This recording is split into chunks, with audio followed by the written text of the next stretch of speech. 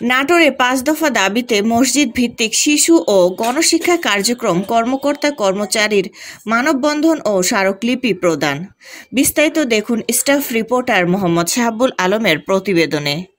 ধর্ম বিষয়ক মন্ত্রণালয়ের আওতাধীন ইসলামিক ফাউন্ডেশন কর্তৃক পরিচালিত মসজিদ ভিত্তিক শিশু ও গণশিক্ষা কার্যক্রম সপ্তম পর্যায়ে প্রকল্পের জনবল রাজস্বকরণ ও আউটসোর্সিং পঞ্চম দফা বাতিলের দাবিতে মানববন্ধন ও স্মারকলিপি প্রদান করা হয়।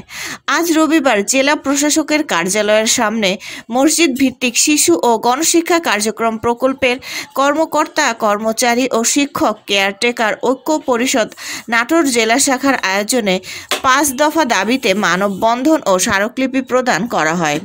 এ সময় উপস্থিত ছিলেন কেন্দ্রীয় নির্বাহী কমিটির সদস্য ও সাবেক মন্ত্রী রুহুল কুদ্দুস তালুকদার দুলু, জেলা জামায়াতের আমির ডক্টর মীর নুরুল ইসলাম, মসজিদ ভিত্তিক শিশু ও গণশিক্ষা কার্যক্রমের সভাপতি মাওলানা জালাল উদ্দিন, সাধারণ সম্পাদক মাওলানা জাহিদুল ইসলাম, সাংগঠনিক সম্পাদক মাওলানা শহীদুল ইসলাম সহ সভাপতি মকবুল হোসেন। এ সময় বক্তারা বলেন, আউটসোর্সিং বাতিল করতে হবে, সকল জনবলকে রাজস্বভুক্ত করতে হবে, কর্মী ও কেয়ারটেকারদের স্কেলভুক্ত করতে হবে, শিক্ষকদের সম্মানী বৃদ্ধি করতে হবে, ঈদের পূর্বেই প্রকল্প অনুমোদন করতে হবে, সকল শিক্ষক কেয়ারটেকার ও জনবল বকেয়া সহ বেতন ভাতাদি পরিশোধ করতে হবে। এই ৫টি দাবি ঈদের আগেই আউটসোর্সিংকে বাতিল করে তাদের সকল বেতন বকেয়া ভাতা প্রদান করে সরকারের কাছে এই দাবি জানান। মানববন্ধন শেষে অতিরিক্ত জেলা প্রশাসক আবুল হায়াতের কাছে স্মারকলিপি প্রদান করা হয়। কার্যক্রম পরিবারের পক্ষ থেকে আন্তরিক শুভেচ্ছা ও মোবারকবাদ জানাচ্ছি।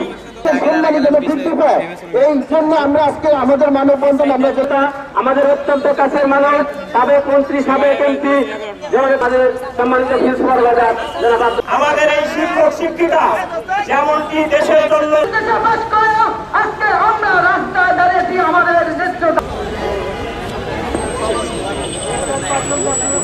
কোন আউটসোর্সিং এর নাম দিয়ে এটা বাতিল করা হলে আমরা মেনে নেব না।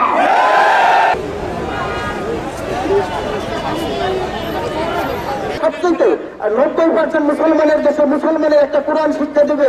এখানে আমরা স্মারকলিপি দিয়েছি, শুধু নাটোর না, সারা বাংলাদেশের প্রতি আমাদের কি চাওয়া। তো আমরা আজকে যে মানববন্ধন করতেছি দিবেন, এ পর্যায়ে আপনাদের সামনে অত্যন্ত গুরুত্বপূর্ণ